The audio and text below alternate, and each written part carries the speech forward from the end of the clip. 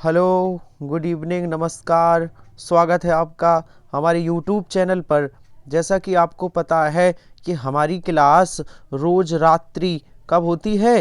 रोज़ रात्रि 8 बजे होती है और मैं बेहतरीन प्रश्न लेकर आता हूँ।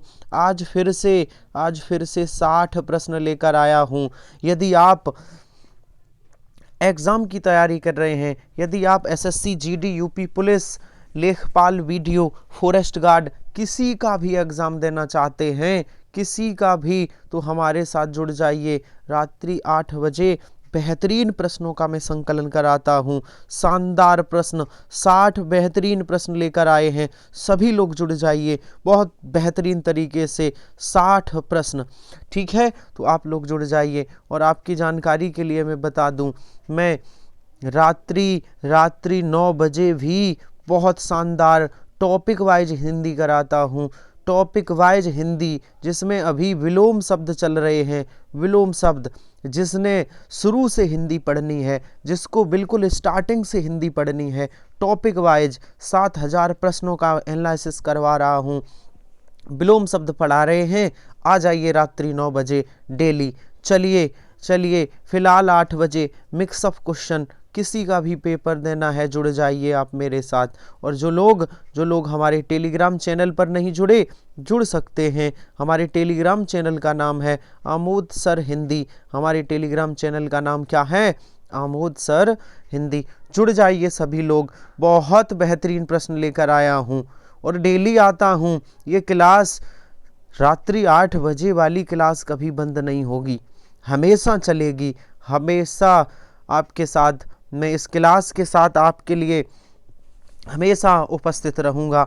चलिए स्टार्ट करते हैं 60 प्रश्नों का बेहतरीन मॉडल पेपर आज एक बार फिर से और शानदार तरीके से। चलिए बताइए हमारा पहला प्रश्न। बहुत ही एनर्जी, ऊर्जा के साथ लगिए। काले अक्षर वाले शब्द का विपरीतार्थक शब्द बताइए। विपरीतार्थक का मतलब है विलोम शब्द। आपको काले अक्षर वाले का विलोम शब्द बताना है। बताइए विलोम शब्द। विलोम शब्द बताइए। सर क्या होता है विलोम शब्द? सर अनुकूल का विलोम। अनुकूल का विलोम क्या होता है? प्रतिकूल होता है। अनुकूल का विलोम प्रतिकूल होता है। बहुत शानदार। अनुकूल का विलोम क्या होता है? प्रतिकूल होता है। चलिए आगे चलते हैं। हमारा अगला प्रश्न है, बताइए आगत का विलोम शब्द क्या है?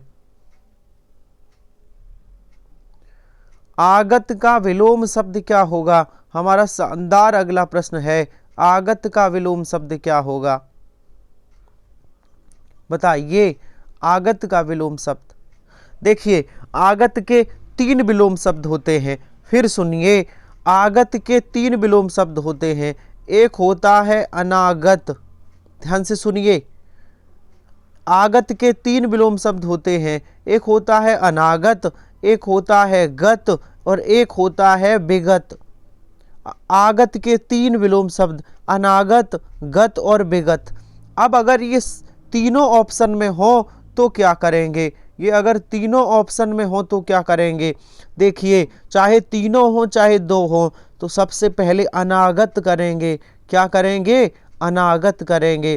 तो ध्यान रखना, सर आगत का विलोम विगत भी होता है और अनागत भी है, लेकिन इनके दोनों जब ऑप्शन में हो तो सबसे पहले प्रेफरेंस अनागत को देंगे। आगत का विलोम अनागत होता है।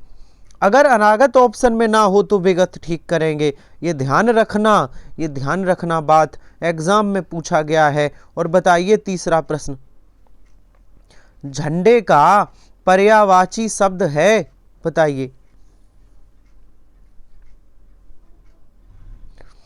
बताइए झंडे का पर्यायवाची शब्द क्या है? सर झंडे का पर्यायवाची सर ध्वज होता है। ध्वज। अच्छा, इसमें 2 आंसर हैं। झंडे का पर्यायवाची ध्वज भी होगा और पताका, दोनों होते हैं। ध्वज और पताका। आंसर सही होगा ए और बी। ए भी सही है और बी भी।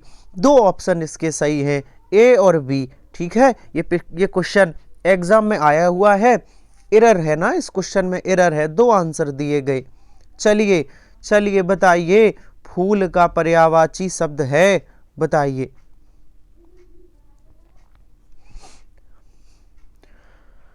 पता है तो बताइए, फूल का पर्यायवाची शब्द क्या है?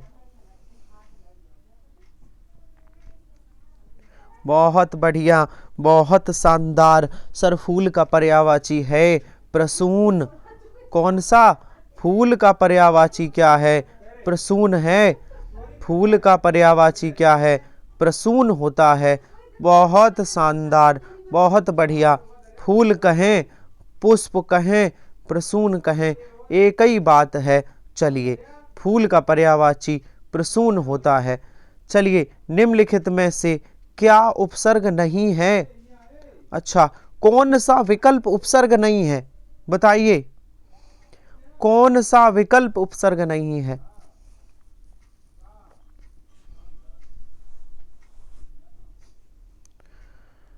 कौन सा विकल्प उपसर्ग नहीं है? सर, आ उपसर्ग भी होता है, प्रति उपसर्ग भी होता है, चिर उपसर्ग भी, पर एका उपसर्ग नहीं होता।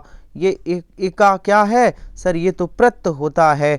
ऑप्शन सही होगा डी, यका एका, ये प्रत्यय होता है, उपसर्ग नहीं। बहुत बढ़िया। चलिए, अगला प्रश्न बताइए। शानदार प्रश्न है, शानदार में 60 प्रश्न लेकर आया हूं। अंधेर नगरी का अर्थ क्या है? बताइए। बहुत बेहतरीन प्रश्न है। अंधेर नगरी का अर्थ क्या है?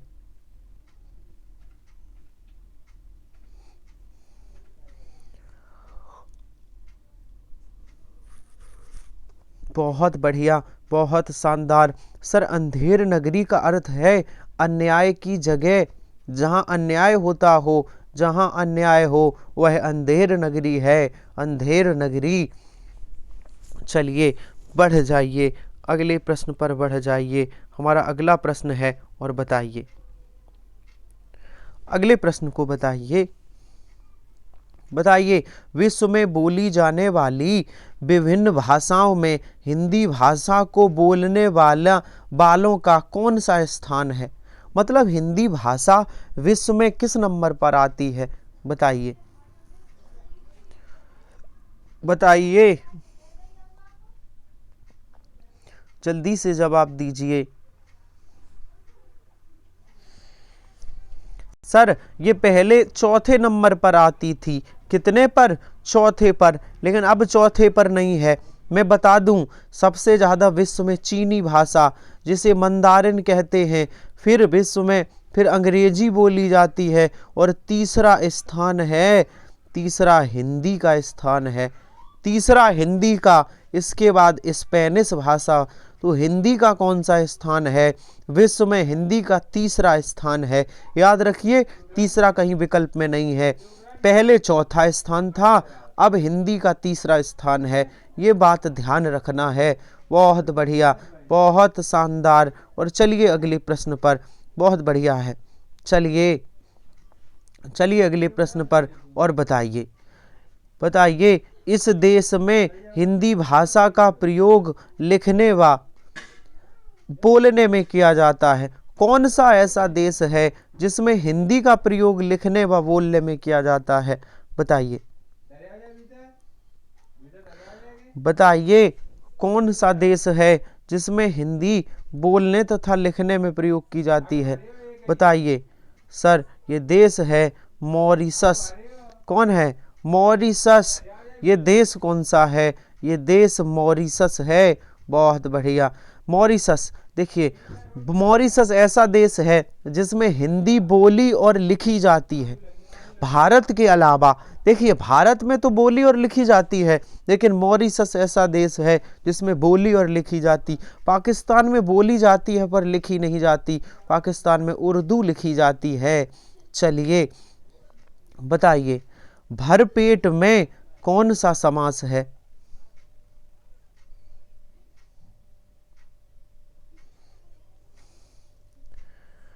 बहुत शानदार प्रश्न है। भरपेट में कौन सा समास है? सर, भरपेट में अव्ययी भाव समास है। कौन सा? भरपेट का समास विग्रह होगा पेट भरकर, पेट भरकर, पेट भरकर। और कौन सा समास है? अव्ययी भाव समास। जिसके दोनों पद प्रधान हो वह द्वंद्व समास है। जिसका एक पद संख्यावाची विशेषण हो द्विगु समास है। जिसका एक पद विशेष और एक पद विशेषण और विशेष हो कर्मधारय समास है। चलिए चलिए आगे चलिए। जो शीत प्रसन्न हो जाए उसे कहेंगे, जो शीत प्रसन्न हो जाए। चलिए बताइए।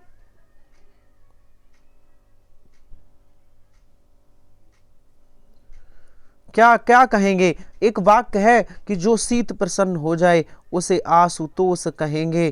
क्या कहेंगे? उसे आशुतोष कहेंगे। आशुतोष वाक्यांश के लिए एक शब्द है और रटना पड़ेगा। जो शीत प्रसन्न हो जाए उसे आशुतोष कहते हैं। बहुत बढ़िया, नए क्वेश्चन मिलेंगे। बेहतरीन 60 प्रश्न हैं रात्रि 8 बजे। अगर आपको नई 4 बातें भी सीखने को मिलती हैं तो बहुत बड़ी बात है। जुड़िए हमारे साथ रोज हिंदी में मिक्सअप क्वेश्चन रात्रि 8 बजे। चलिए आज फिर से 60 प्रश्न हैं। दिए गए वाक्य के लिए एक शब्द का चयन कीजिए। पाप करने के बाद स्वयं दंड पाना क्या कहलाता है? यदि कोई व्यक्ति पाप करता है और स्वयं इसका दंड पाता है, प्रायश्चित करता है, तो क्या कहलाता है? बता दिया है। पाप पाने के बाद स्वयं दंड पाना, ये प्रायश्चित कहते हैं ना। हमें बहुत रिग्रेट है, मैं प्रायश्चित कर रहा हूँ, मुझे इस बात का पश्चाताप है, कहते हैं ना पछतावा हो रहा। तो कुछ लोग पश्चाताप कह देते हैं, पर पश्चाताप नहीं होता, प्रायश्चित होता है। प्रायश्चित। पश्चाताप कब होता है? पश्चाताप कब होता है? पश्चाताप और प्रायश्चित में अंतर है। आपने कोई गलती कर दी तो आप प्रायश्चित करेंगे, लेकिन पछतावा क्या है? आपने कोई जानबूझ के कोई काम गलती की है। यहाँ पे क्या है? प्रायश्चित तब आएगा जो आपके धोखे से पाप हुआ है, तब आप प्रायश्चित करोगे। लेकिन जानबूझ के करते हो तो वहां पछतावा होता है। क्या होता है? पश्चाताप होता है। जैसे आप पछतावा भी कहते हो, पश्चाताप को तद्भव में पछतावा कहा जाता है। चलिए 11वां का आंसर सी सही होगा। और बढ़ जाइए, 11 प्रश्न कंप्लीट हैं। हमारे 60 बेहतरीन प्रश्न हैं। 60 बेहतरीन एग्जाम वाले प्रश्न हैं, पेपर में छपने वाले प्रश्न हैं। सर पेपर में छपने, दो समीपवर्ती वर्णों के मेल से जो विकार परिवर्तन होता है वह क्या कहलाता है? दो समीपवर्ती, बताइए।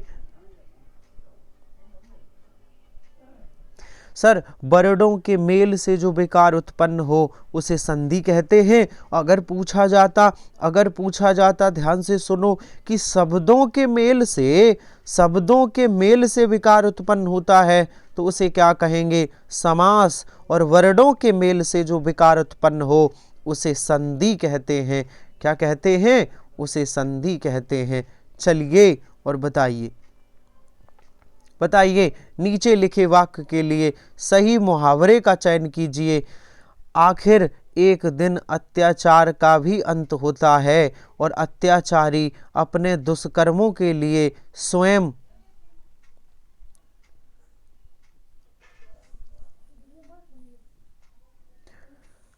नीचे लिखे वाक्य में सही मुहावरे का चयन करिए।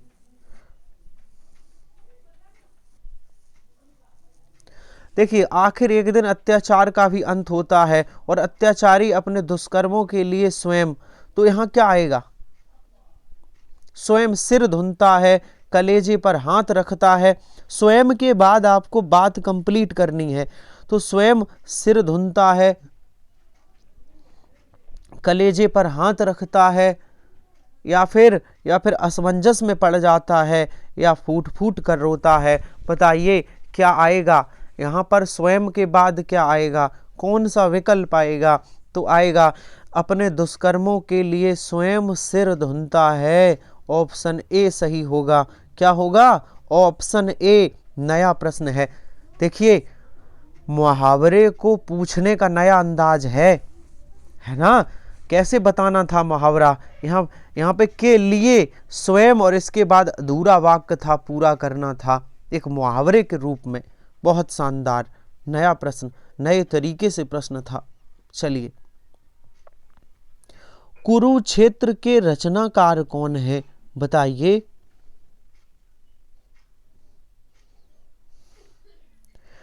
कुरुक्षेत्र के रचनाकार कौन है, जल्दी से जवाब दीजिए। सर कुरुक्षेत्र के रचनाकार रामधारी सिंह दिनकर हैं। रामधारी सिंह दिनकर। अच्छा, महादेवी वर्मा को कौन सी कृति के लिए ज्ञानपीठ मिला था, तो यामा के लिए 1982 में इनको ज्ञानपीठ पुरस्कार मिल चुका है। चलिए आगे बताइए। पुल्लिंग परिवर्तन का सही विकल्प चुनिए।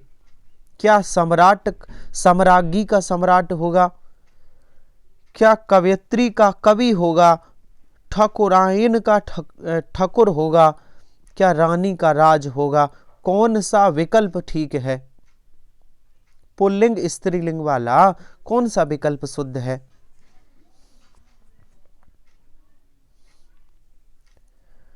सर देखिए कवयित्री, यहां से स्टार्ट करिए। कवयित्री का कवि तो होता है लेकिन वहां पे छोटी की मात्रा लगी रहनी चाहिए, तो ये तो गलत हो गया।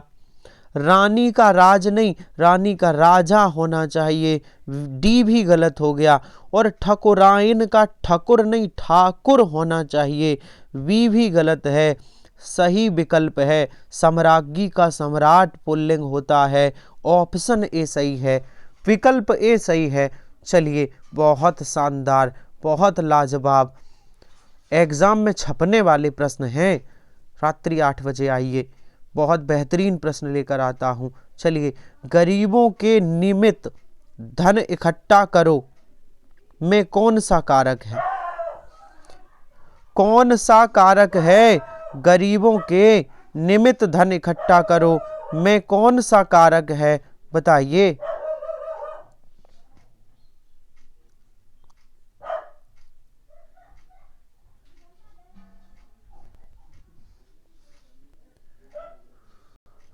गरीबों के निमित्त धन इकट्ठा करो में कौन सा कारक है बताइए, जल्दी से जवाब दीजिए। सर संप्रदान कारक है। गरीबों के निमित्त धन इकट्ठा करो, इसका मतलब गरीबों के लिए धन इकट्ठा करो, तो ये इसमें के लिए यहाँ है, के का सेंस के लिए है, यहाँ पर आंसर आएगा संप्रदान कारक। निमित्त का मतलब है नियमित, ठीक है, नियमित या निमित्त एक ही बात है। चलिए, संप्रदान कारक होगा के निमित्त धन, तो गरीबों के लिए नियमित, निमित्त का मतलब है नियमित, संप्रदान कारक है। और चलिए अगला प्रश्न बताइए, बहुत बेहतरीन प्रश्न है। बताइए, जो भाव मन में केवल अल्पकाल तक संचरण करके चले जाते हैं उन्हें क्या कहा जाता है।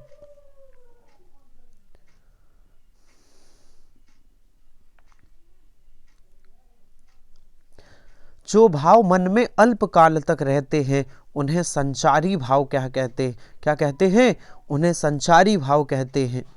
हिंदी में संचारी भावों की संख्या कितनी है, 33 है। 34वां संचारी भाव किसने माना है, रामचंद्र शुक्ल ने 34 बताए हैं। और 34वां कौन सा, चकपकाहट। चकपकाहट को 34वां संचारी भाव कहा जाता है, जो रामचंद्र शुक्ल जी ने माना है। किसने माना है, रामचंद्र शुक्ल ने। और चलिए अगले प्रश्न पर बताइए, हमारा 18 प्रश्न है। 18वां प्रश्न है कि जिस समास का कोई पद प्रधान नहीं होता उसे क्या कहते हैं।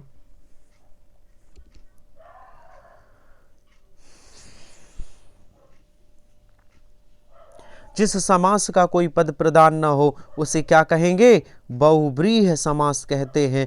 इसका तीसरा पद प्रधान होता है लेकिन पहला और दूसरा नहीं, तो पहला और दूसरा प्रधान ना हो तो कहेंगे कोई पद प्रधान नहीं है। बहुव्रीहि समास, जिसके दोनों पद प्रधान हो द्वंद्व समास है। जिसका एक पद संख्यावाची विशेषण हो द्विगु समास है। और जिसमें विशेषण और विशेष हो वह कर्मधारय समास है। हमारा 19वां प्रश्न है कि मक्खी का शब्द का तत्सम क्या होगा, बताइए।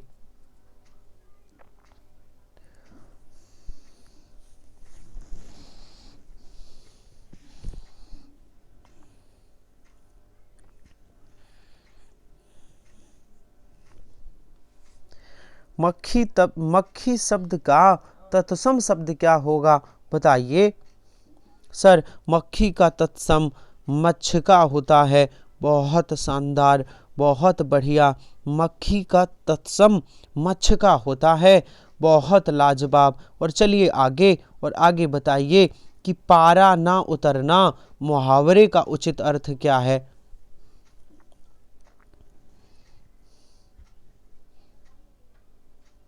बहुत शानदार प्रश्न है। 60 प्रश्न लेकर आए हैं हम, 60 बेहतरीन प्रश्न। आप लोग अभ्यास करिए। मैं डेली 8 बजे हिंदी के मिक्सअप प्रश्न लेकर आता हूँ।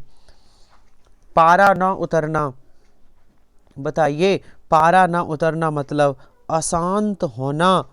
पारा ना उतरना है ना, उसका पारा चढ़ गया, आपके पिताजी का पारा चढ़ गया, मतलब वह अशांत नहीं है, अशांत होना। ठीक है, चढ़ता है ना पिताजी का। चलिए, कई दर्शक गण किस विशेषण का उदाहरण है। कई दर्शक गण किस विशेषण का उदाहरण है, बताइए।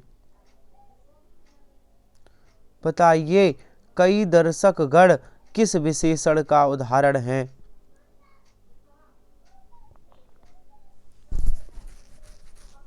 सर कई मतलब निश्चित नहीं, अनिश्चित, पता नहीं चल रहा कितने हैं, तो अनिश्चित।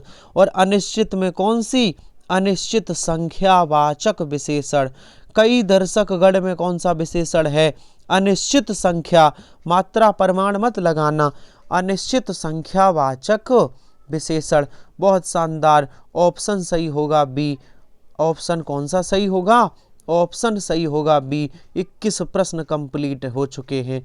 कितने, 21। बहुत बढ़िया, बहुत शानदार। सर एग्जाम में आने वाले प्रश्न हैं, संभावना है कि प्रश्न एग्जाम में आ सकते हैं। 8 बजे आइए, रिपीट होंगे प्रश्न। इतने बेहतरीन प्रश्नों का एनालिसिस करवाएंगे हम, और करवा भी रहे हैं। जुड़िए मेरे साथ। राज्यपाल में कौन सी संज्ञा है, बताइए।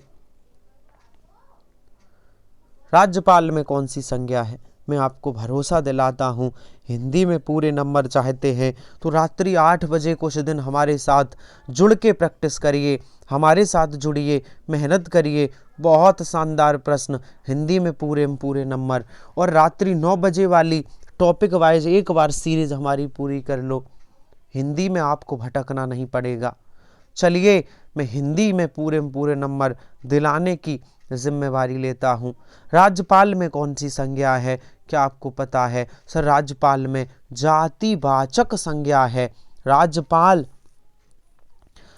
प्रधानमंत्री, राज्यपाल, मुख्यमंत्री, जातिवाचक संज्ञा। और मैं कह दूं उत्तर प्रदेश के राज्यपाल, मध्य प्रदेश के राज्यपाल, मैं किसी राज्य के राज्यपाल का नाम ले दूं, मैं कहूं राम नायक राज्यपाल, तो राम नायक ये राज्यपाल एक व्यक्तिवाचक संज्ञा हो गई।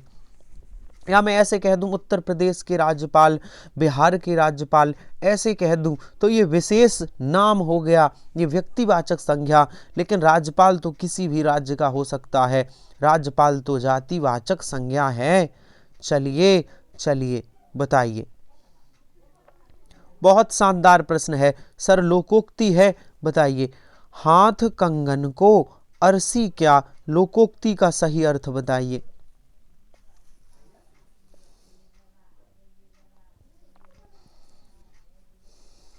पता है तो बताइए। क्या शानदार प्रश्न है। हमारा 23वां प्रश्न है, हाथ कंगन को अरसी क्या, तो सर सही जवाब होगा प्रत्यक्ष को प्रमाण की जरूरत नहीं होती। सी वाला विकल्प सही होगा, प्रत्यक्ष को प्रमाण की जरूरत नहीं होती। और आगे चलिए, छंद शास्त्र में दशाक्षर किसे कहते हैं। नया प्रश्न होगा आपके लिए, नया प्रश्न होगा सर, एग्जाम में छपने वाले प्रश्न है, नया प्रश्न है, बताइए।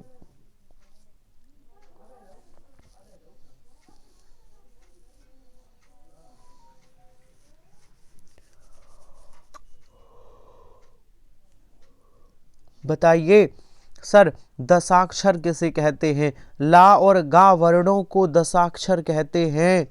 किसे कहते हैं? ला और गा वर्णों को। ला और गा को क्या कहते हैं? दशाक्षर कहते हैं।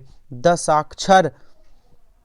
छंद में ला और गा को दशाक्षर कहा गया है, रट के रखना। इन दो का नाम दशाक्षर भी है। और 25वां प्रश्न बताइए कि निम्नलिखित में से स्त्रीलिंग वाला शब्द बताइए। कौन सा शब्द है जो स्त्रीलिंग में प्रयुक्त होता है? बताइए।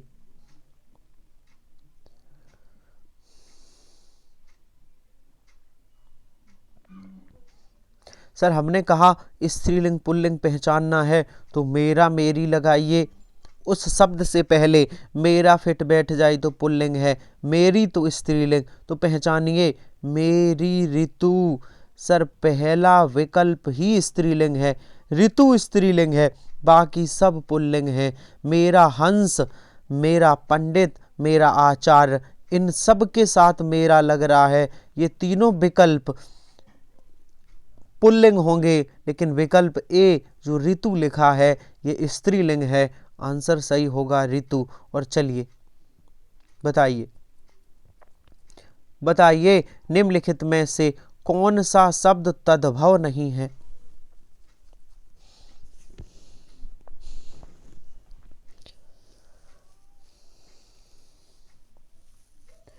कौन सा शब्द तद्भव नहीं है?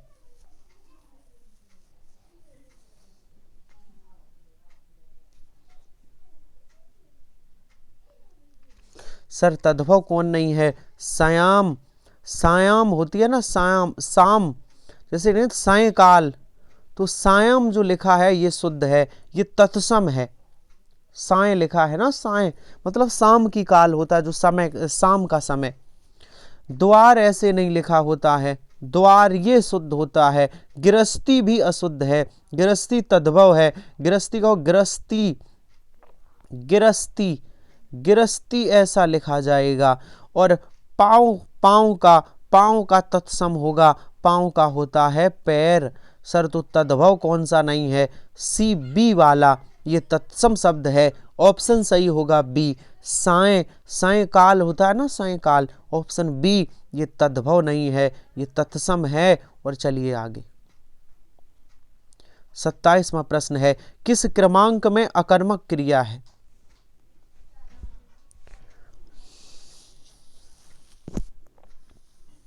किस क्रमांक में अकर्मक क्रिया है?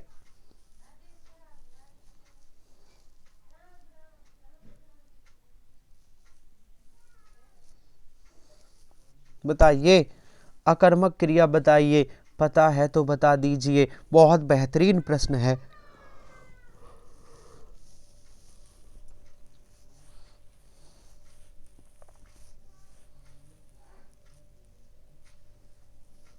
देखिए मेरी बात सुनिए।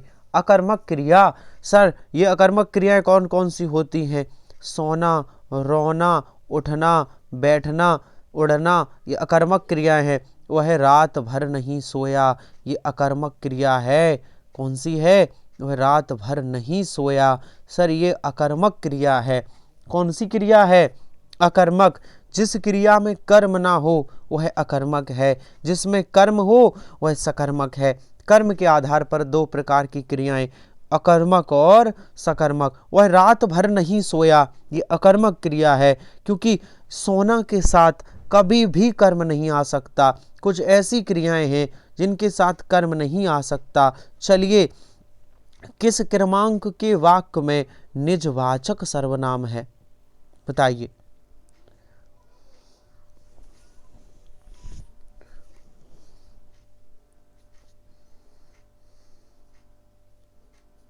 निजवाचक सर्वनाम कहाँ है? बहुत बढ़िया, यहाँ है सब काम में अपने आप, ये है निजवाचक। अपने आप करूँगा। सर अपने आप, इस आप का मतलब है स्वयं। मैं अपने आप या मैं स्वयं करूँगा। ऑप्शन सी में निजवाचक सर्वनाम है। सर्वनाम के कितने भेद? 6 भेद होते हैं, उन्हीं में से एक निजवाचक है। आप, यहाँ आप का प्रयोग निजवाचक की तरह हुआ है। अगला प्रश्न बताइए, किस क्रमांक में शब्द युग्म सही अर्थ भेद नहीं है? बताइए। सर तरड़ी मीन्स नौका होती है, बिल्कुल होती है। और तरड़ी मीन्स सूर होता है, बिल्कुल सही है। अनल मीन्स हवा होती है, क्या अनल मीन्स हवा होती है? बताइए, क्या अनल मीन्स हवा होती है? जवाब दीजिए जल्दी से।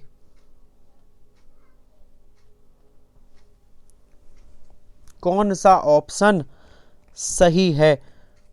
सही अर्थ भेद है ये पूछ रहा है। अच्छा, कौन सा अर्थ, 1 मिनट, सही है ये पूछ रहा है। रुक जाइए रुक जाइए, 1 मिनट। सही पूछ रहा है, सही पूछ रहा है, सही। तो तरड़ी और तरड़ी, सर इस पे मात्रा होनी चाहिए थी। ये जो तरड़ी लिखा है, ये तरड़ी मीन्स नौका तो होती है, लेकिन इस तरड़ी मीन्स सूर नहीं होता। अगर रा पे छोटी की मात्रा होती तो तरड़ी मीन्स सूर हो जाता। तो पहला तो गलत है। अनल मीन्स हवा नहीं होती, अनल मीन्स अग्नि होती है, और अनिल मीन्स हवा, ये उल्टे लिखे हैं। अनल मीन्स अग्नि होनी चाहिए थी यहाँ पहले। अच्छा, ये देखिए, सलील मीन्स स्वैरी और सलील मीन्स शिष्ट, ये भी गलत है, ये गलत है। सलील मीन्स शिष्ट तो होता है, लेकिन सलील मीन्स स्वैरी नहीं होता। ये पहला वाला, ये मतलब ये डी विकल्प भी गलत है। सही कौन सा है? सी वाला। मरीच मीन्स रश्मि, किरण, और मरीचि मीन्स रवि, मतलब प्रकाश। ऑप्शन सी सही है, ऑप्शन सी सही है। ध्यान रखना, वो पूछ रहा है सही अर्थ भेद, तो ऑप्शन सी वाला सही है, बाकी सब गलत है ना। प्रश्न को ध्यान से पढ़ा करो, जैसे हम पढ़ते वक्त गलती कर देते हैं, गलत आंसर आ जाएगा। ऐसे आपको एग्जाम में नहीं करना है। क्षेत्रज्ञ हैं, क्या है क्षेत्रज्ञ? बताइए, क्षेत्रज्ञ क्या है? क्षेत्रज्ञ, सर ये क्या है? ये संयुक्त, संयुक्त स्वर नहीं, संयुक्त क्या है? संयुक्त व्यंजन है। तो संयुक्त व्यंजन 4 होते हैं, क्षेत्रज्ञ और स्रा। ये संयुक्त व्यंजन, ये संयुक्त व्यंजन है, क्षेत्रज्ञ और ज्ञ। संयुक्त स्वर मत लगा देना, जल्दबाजी में गलती होगी। चलिए बताइए, पानी शब्द का वचन क्या है? पानी एक वचन है, सदा एक वचन है, सदा बहुवचन है या बहुवचन है? बताइए, बताइए। तो पानी होता है, बिल्कुल पानी होता है। अब एक वचन बहुवचन पहचानना है तो क्रिया लगाओ इसके पीछे। पानी होता है कि पानी होते हैं? तो सर पानी होता है, तो सर ये तो एक वचन है, ठीक है। अब क्या ये हमेशा एक वचन में रहेगा? क्या पानी का बहुवचन बनाया जा सकता है? बनाइए, पानी का पानियों। नहीं सर, पानी का बहुवचन नहीं बन सकता, ये एक वचन में रहेगा। तो एक वचन में रहेगा कि सदैव एक वचन में? सर ये सदैव एक वचन में रहेगा। सदैव एक वचन किसे कहते हैं? जिनका बहुवचन ना बने, जो सिर्फ एक वचन हो, बहुवचन ना बने, वो सदा एक वचन, ठीक है। तो पानी सदा एक वचन में रहता है, ये बहुवचन में प्रयोग नहीं किया जा सकता। बहुत बढ़िया। और हमारा 32वां प्रश्न है, रिक्त स्थान भरिए, भरिए रिक्त स्थान, भरिए। चुनाव के समय राजनीतिक दलों द्वारा प्रस्तुत खाली स्थान में से किसी एक को चुनना होता है। खाली स्थान में क्या भरा जाएगा?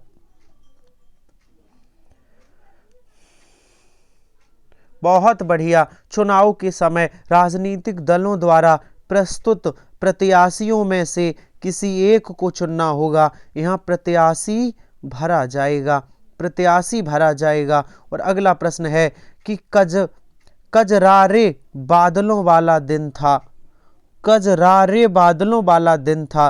ये तो गाना लग रहा था। इस वाक्य में विशेष क्या है?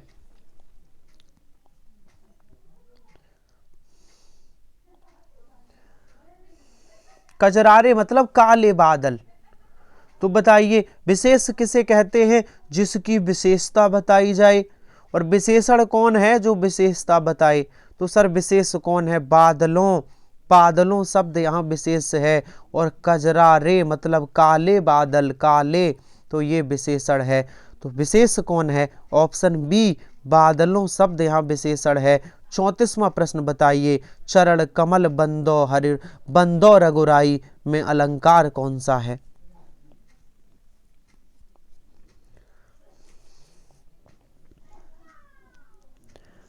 चरण कमल बंदो रघुराई सर रूपक अलंकार है। कौन सा अलंकार है? रूपक अलंकार है। बहुत बढ़िया, बहुत शानदार प्रश्न था। और चलिए हमारे गद्यांश से, अभी गद्यांश पे चलेंगे। 35वां प्रश्न देखो, शुद्ध वर्तनी का चयन कीजिए। बताइए कौन सी वर्तनी शुद्ध है? 60 हिंदी के बेहतरीन प्रश्न लेकर आए हैं। आप लोग रात्रि 8 बजे आइए, हमारे साथ जुड़िए। बहुत शानदार सीरीज करा रहा हूँ हिंदी की, बहुत शानदार। रात्रि 8 बजे मिक्सअप क्वेश्चन, नए नए प्रश्न रोज लेकर आते हैं। हमारे साथ जुड़िए, मैं आपको भरोसा दिलाता हूँ, हिंदी की मेरी गारंटी है, पूरे में पूरे नंबर आएंगे। कुछ दिन जुड़िए तो सही। कौन सा विकल्प शुद्ध होगा? शुद्ध वर्तनी वार्षिकोत्सव, ये शुद्ध लिखा है। ऑप्शन बी, वार्षिकोत्सव, ये शुद्ध लिखा है। ऑप्शन बी, बहुत बढ़िया। और चलिए हमारा गद्यांश आ गया है। और गद्यांश के बाद छोड़ना नहीं है, गद्यांश के बाद भी 20 प्रश्न बचेंगे, क्योंकि प्रश्नों की संख्या 60 है। 36 से 40 गद्यांश। सर छोटा सा गद्यांश है, ज़्यादा बड़ा नहीं है, है ना, छोटा ही सो तो है। 2-3 मिनट में पढ़ देंगे, 2-3 मिनट में पढ़ देंगे। चलिए गद्यांश हमें सिखाता बहुत कुछ है, ध्यान से सुनो। आज हम इस असमंजस में पड़े हैं और यह निश्चित नहीं कर पाए हैं कि हम किस ओर चलेंगे, हमारा ध्येय क्या है। स्वाभाविकता ऐसी अवस्था में हमारे पैर लड़खड़ाते हैं, हम विचारों में भारत के लिए और सारे संसार के लिए सुख और शांति का एक ही रास्ता है, और वह है अहिंसा। वह और आत्मवाद का अपनी दुर्बलता के कारण हम उसे ग्रहण ना कर सके, पर उसके सिद्धांतों को तो हमें स्वीकार कर ही लेना चाहिए और उसके प्रवर्तन का इंतजार करना चाहिए। यदि हम सिद्धांत ही ना मानेंगे तो उसके प्रवर्तन की आशा कैसे की जा सकती है। जहाँ तक मैंने महात्मा गांधी जी के सिद्धांत को समझा, वह इसी आत्मवाद और अहिंसा के, जिसे वे सत्य भी कहा करते थे, मानने वाले और प्रवर्तक थे। उसे ही कुछ लोग आज गांधीवाद का नाम दे रहे हैं। यद्यपि महात्मा गांधी ने बार बार यह कहा था कि वे किसी नए सिद्धांत या वाद के प्रवर्तक नहीं हैं, और उन्होंने अपने जीवन में प्राचीन सिद्धांतों को अमल कर दिखाने का यत्न किया। विचार कर देखा जाए तो जितने सिद्धांत आए अन्य देशों, अन्य काल और स्थितियों में भिन्न भिन्न नामों और धर्मों से प्रचलित हुए, सभी अंतिम और मार्मरिक अन्वेषण के बाद इसी तत्व अथवा सिद्धांत में समाविष्ट पाए जाते हैं। केवल भौतिकवाद इनसे अलग है। हमें असमंजस की स्थिति से बाहर निकलकर निश्चय कर लेना है कि हम अहिंसावाद, आत्मवाद और गांधीवाद के अनुयायी और समर्थक हैं, न कि भौतिकवाद के। प्रेय और श्रेय में से हमें श्रेय को चुनना है। श्रेय ही हितकर है, भले ही वह कठिन और श्रमसाध्य है। इसके विपरीत प्रेय आरंभ में भले ही आकर्षक दिखाई दे, उसका अंतिम परिणाम अहितकर है। चलिए 4 प्रश्न गद्यांश के, उसके बाद 20 और प्रश्न। महात्मा गांधी जिस सिद्धांत के प्रवर्तक थे, वह सिद्धांत क्या है? जल्दी से जवाब दीजिए। महात्मा गांधी किस सिद्धांत के प्रवर्तक थे?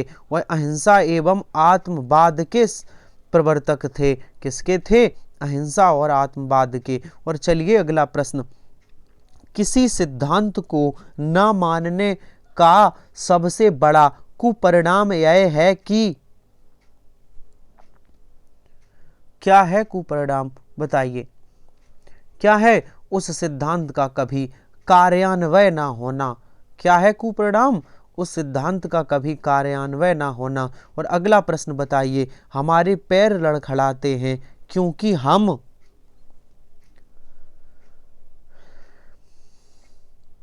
क्या भरा जाएगा, क्योंकि हम लक्ष्यहीन और दिशाहीन हैं। ऑप्शन डी सही होगा, लक्ष्यहीन और दिशाहीन है। अहिंसा एवं सत्य के मार्ग में सबसे बड़ी बाधा है, कौन है सबसे बड़ी बाधा?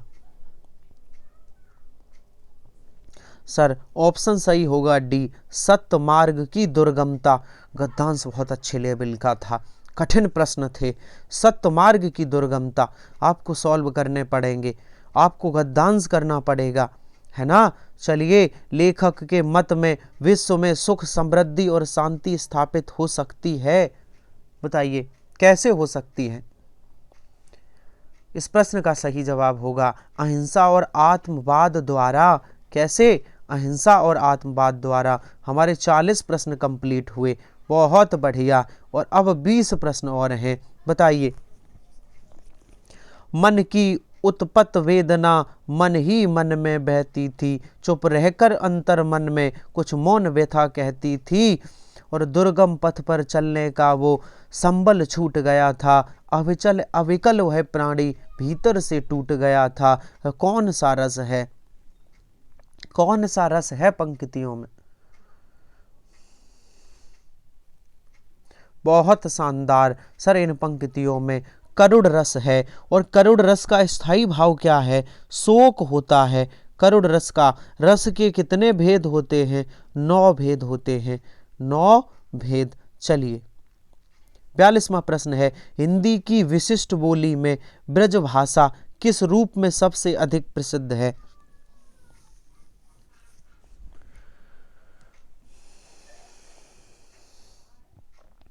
ब्रज भाषा किस रूप में प्रसिद्ध है? सर इसमें रचनाएं बहुत ज़्यादा हुई हैं सर, ये काव्य भाषा के रूप में प्रसिद्ध है। ब्रज भाषा काव्य भाषा के रूप में प्रसिद्ध है। आज के प्रश्नों का लेवल बहुत अच्छा है। मैं रात्रि 8 बजे रोज सरल प्रश्न भी लेकर आता हूँ, मध्यम मीडियम मॉडल पेपर भी और कठिन से कठिन मॉडल पेपर भी लेकर आता हूँ। आज बहुत अच्छे लेवल के प्रश्न हैं, हिंदी के बहुत अच्छे लेवल के प्रश्न हैं। आज पता चल रहा होगा, है ना, आज आपको हिंदी में प्रश्न सॉल्व करने में थोड़ी सी दिक्कत आ रही होगी। चलिए, एक मनई के दुई बिटवे रहन, ओए मैं लहोरा अपने बाप से कहेस दादा धनमा जबरन हमरा बखरात लागत होए, तनवा हमके दे दे। यह अवतरण, अच्छा वो ये भाषा लिखी है, तो ये भाषा किस बोली की है बताइए? ये जो भाषा है ना, कौन सी बोली लिखी है? क्या आप बता पाएंगे? क्या आप बता पाएंगे? सर ये बोली अवधी बोली है। देख लीजिए, अवधी बोली ऐसी होती है, एक मनई के 2 बिटवे रहन, ये अवधी बोली है। कौन सी बोली है? अवधी। बहुत बढ़िया, जान लीजिए अवधी बोली कैसी होती है। चलिए, निम्नलिखित में से कौन एक संयुक्त व्यंजन नहीं है? बहुत शानदार। 60 प्रश्न हिंदी के। सभी लोगों से मेरा निवेदन है, सभी लोगों से मेरी सलाह है, सभी लोगों को मेरी ये सूचना है कि रात्रि 8 बजे आइए। बहुत शानदार हिंदी के प्रश्न। संयुक्त व्यंजन कौन सा नहीं है? सा एक संयुक्त व्यंजन नहीं है, बाकी 3 संयुक्त व्यंजन है। छा भी है, त्रा भी है और ज्ञा भी है। सा संयुक्त व्यंजन नहीं है। चलिए आगे चलते हैं। 45वां प्रश्न है कि द्वंद्व समास बताइए।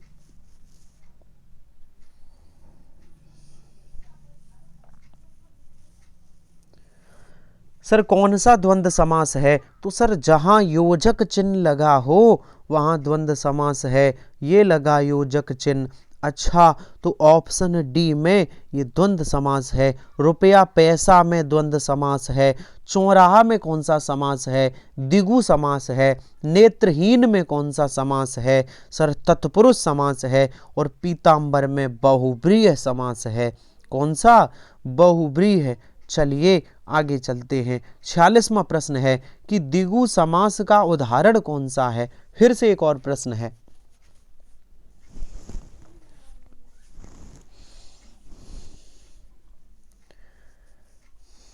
सर जहाँ योजक चिन्ह लगा हो वह द्विगु समास है। तो दिन और रात, क्या दिन रात द्विगु है? नहीं है। क्या योजक चिन्ह लगा हो वो द्विगु है? नहीं। योजक लगा हो वह द्वंद्व होता है। कौन होता है? द्वंद्व होता है। अच्छा, तो अभी द्वंद्व का प्रश्न था, हाँ अब द्विगु का है।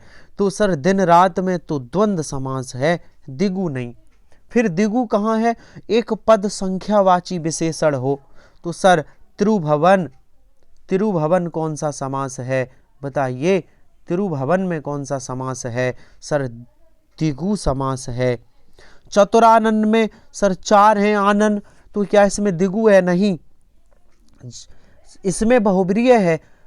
अगर एक पद संख्यावाची विशेषण है, सर आप कहोगे चतुरानन इसमें एक पद संख्यावाची विशेषण है, फिर द्विगु क्यों नहीं? देखो इसकी एक शर्त है, जब एक पद संख्यावाची विशेषण हो और कोई तीसरा अर्थ देता हो तो द्विगु नहीं, वह बहुब्रीहि होगा।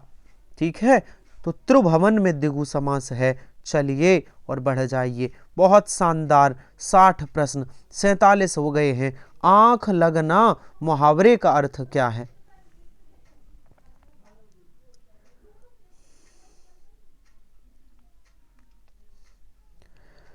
सर आंख लगना मुहावरे का अर्थ है नींद आना। बहुत शानदार, बहुत बढ़िया। इसी तरह जवाब दीजिए, नींद आना। और हमारा अगला प्रश्न है, बताइए बताइए, मेरे साथ जुड़े रहिए। बस 10-12 प्रश्न और हैं। सत्संग करो, सत्संग करो, सदाचारी बनो, किस प्रकार का वाक्य है? पता है तो बताइए।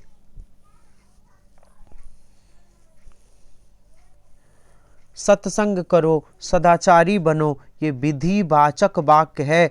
आज्ञावाचक मत लगा देना, ये विधिवाचक वाक्य है। कौन सा वाक्य है? विधिवाचक वाक्य है। और चलिए आगे, 49वां सवाल बताइए। 49वां कि बुढ़ापा दौर्बल्य का सूचक है। वाक्य में रेखांकित शब्द का शुद्ध रूप क्या है? दौर्बल्य कैसा लिखा जाएगा? ये दौर्बल्य क्या ये ऐसा शुद्ध है? अगर ऐसा नहीं है तो कैसा लिखा जाएगा?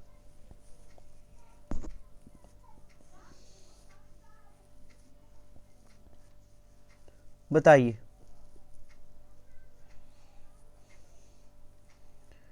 बताइए। सर दौर्बल्य नहीं, दौर्बल्य होता है। दौर्बल्य, ऑप्शन सी वाला जो सही है, ये दौर्बल्य होता है। बहुत बढ़िया, बहुत शानदार। आज प्रश्नों का लेवल अच्छा है। स्वर संधि का उदाहरण कौन सा है?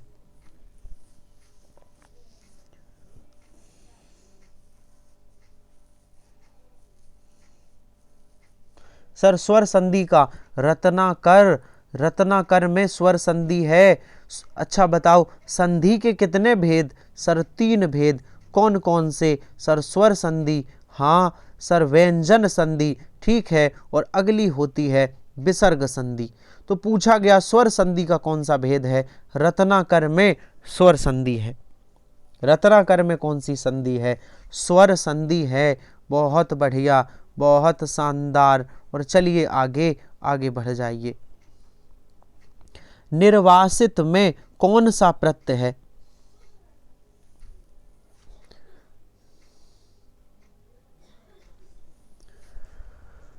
निर्वासित में कौन सा प्रत्यय है? जल्दी से बताइए। सर प्रत्यय शब्द के पीछे लगता है। हाँ, तो निर्वासित, निर्वास प्लस इत, कौन सा प्रत्यय है? जल्दी बताइए। इत प्रत्यय। निर्वासित में इत प्रत्यय लगा है। डी ऑप्शन सही होगा। और अगला प्रश्न बताइए कि चाय किस भाषा का शब्द है?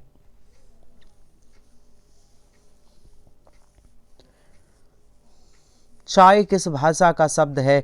चीनी भाषा का शब्द है। बहुत शानदार। और स्त्रीत्व में कौन सी संज्ञा है? बताइए, स्त्रीत्व में कौन सी संज्ञा है?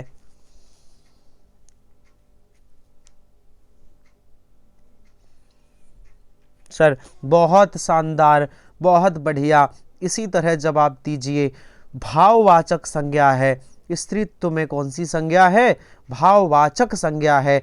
बहुत बेहतरीन, बहुत शानदार। हिंदी भाषा में वचन के प्रकार कितने होते हैं?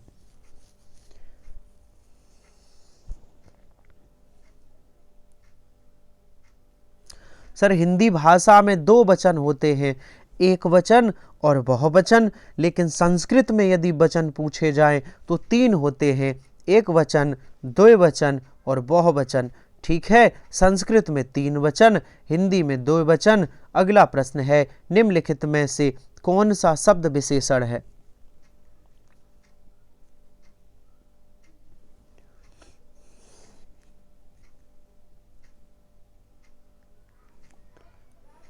कौन सा शब्द विशेषण है? सर खर्च, चुपचाप, मात्र। सर निपट। निपट एक सर विशेषण है। कौन सा शब्द विशेषण है? निपट शब्द विशेषण है। बस हमारे 5 और प्रश्न बचे हैं। हमारे कितने प्रश्न बचे हैं? 5 प्रश्न और बचे हैं। 2 मिनट की बात और है।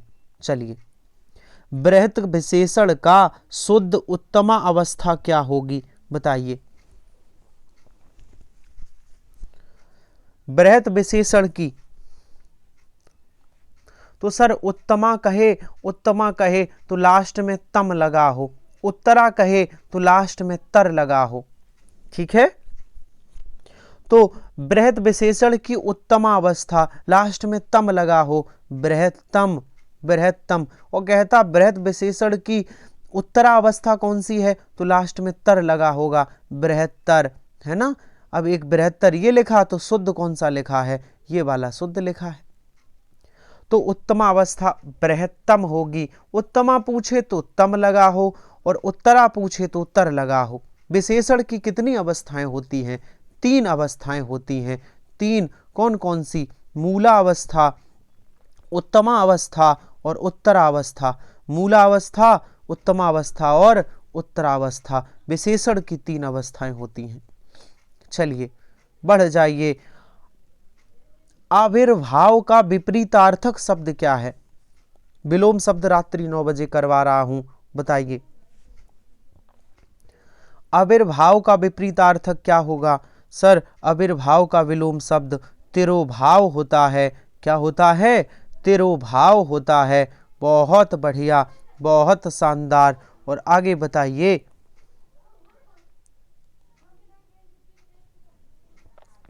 बताइए कि उसने परिश्रम तो बहुत किया किंतु सफलता नहीं मिली, किस प्रकार का वाक्य है?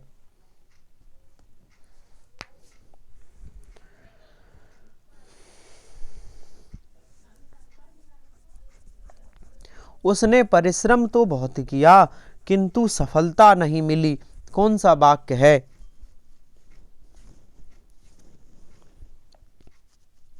देखिए किंतु से जुड़ा है, और किंतु ऐसे शब्दों से जब जुड़ा हो तो संयुक्त वाक्य होता है। संयुक्त वाक्य, 2 उपवाक्य जब समुच्चबोधक शब्दों से जुड़े हों, पहला उपवाक्य ये है, दूसरा उपवाक्य ये है, समुच्चबोधक शब्दों से जुड़े हों तो संयुक्त वाक्य होता है। संयुक्त वाक्य। और 59वां प्रश्न है, बताइए कि मनुष्य का उचित पर्यायवाची क्या होगा?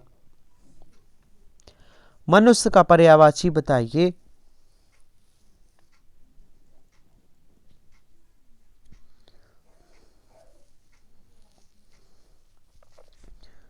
सर मनुष्य को द्विपद भी कहते हैं, क्योंकि मनुष्य के 2 पैर होते हैं, इसलिए मनुष्य को द्विपद भी कहते हैं। मनुष्य का द्विपद पर्यायवाची भी होता है। बहुत बढ़िया। और आज का आखिरी प्रश्न, कोशिश करना इसका भी जवाब शानदार हो। बहुत बेहतरीन। 60 प्रश्न आपके कंप्लीट होते हैं। शत्रु का उचित पर्यायवाची बताइए। शत्रु का पर्यायवाची बताइए।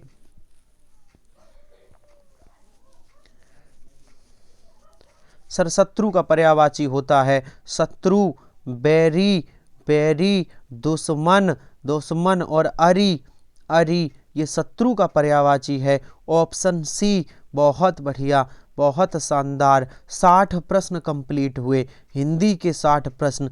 कैसा लेवल था ज़रूर बताना, हिंदी के नए प्रश्न थे कि नहीं कमेंट करो, और हिंदी के प्रश्नों का लेवल कैसा था। अगर आपको ऐसे ही प्रश्नों का अभ्यास करना है, रात्रि 8 बजे रोज आइए, हमारे साथ 8 बजे आइए।